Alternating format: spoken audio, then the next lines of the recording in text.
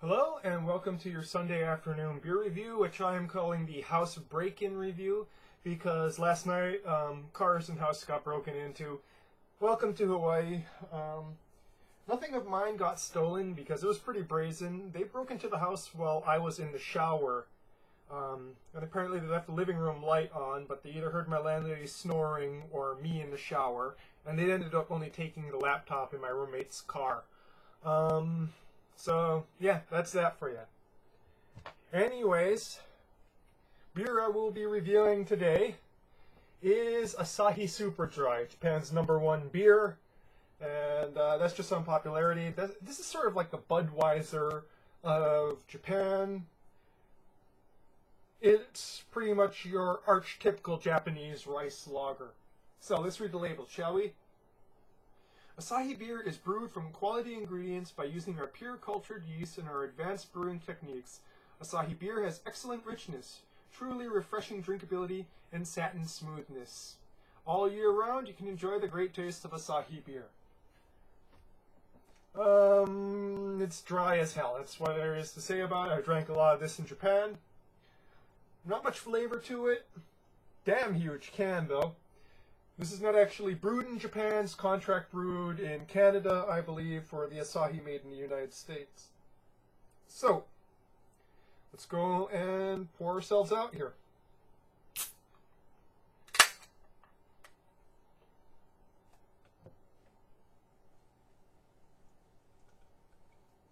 The 24-ounce can is the tall boy. What is a 33-ounce can? Fat boy?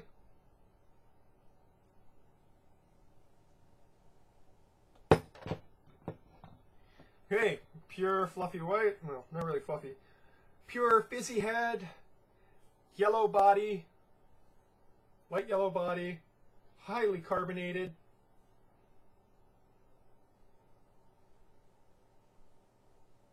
Just slight smell of rice. And just a hint of floral hops.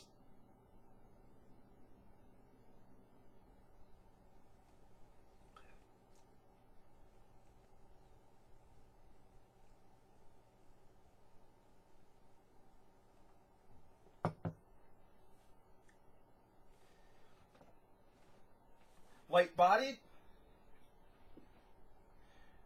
slightly sweet,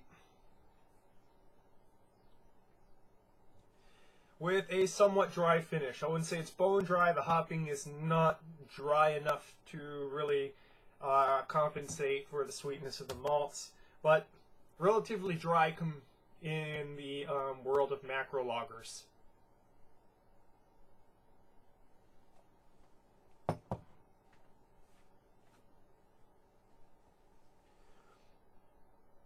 Not as offensive tasting as most Japanese beers. Not that Japanese beers are super offensive tasting. One can say that there's not really much taste to this period, other than that slight ricey grain sweetness.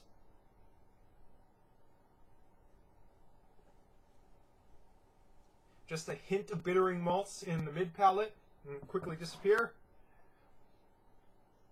And sort of light, effervescent floral note to the hops in the nose. And that's pretty much all she wrote. 5.0, you can drink several bottles of this and get drunk enough to be a salaryman puking on his ride home.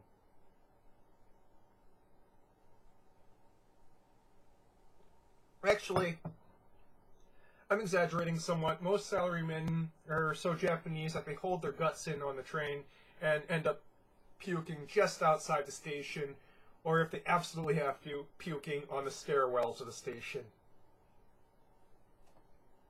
Very rarely do they end up puking on the train, and really it's a triumph of will considering how drunk some salarymen get late at night.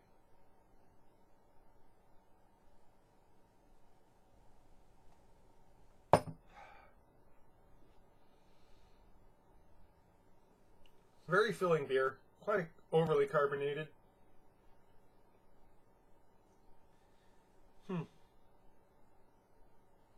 Wish I had more to say about this. I kind of don't.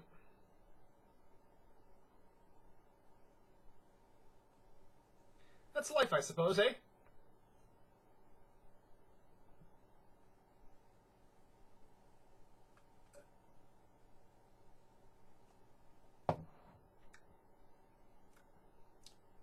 So,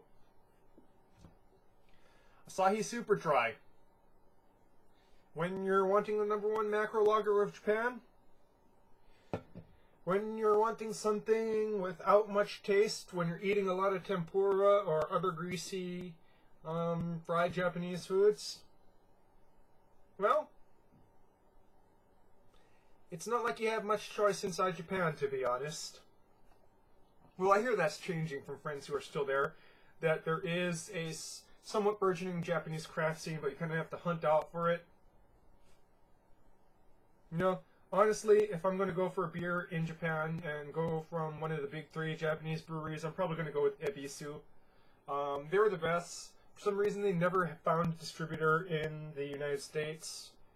I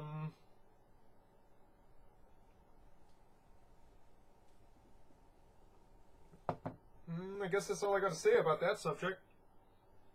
So, here's to better times, folks. Cheers.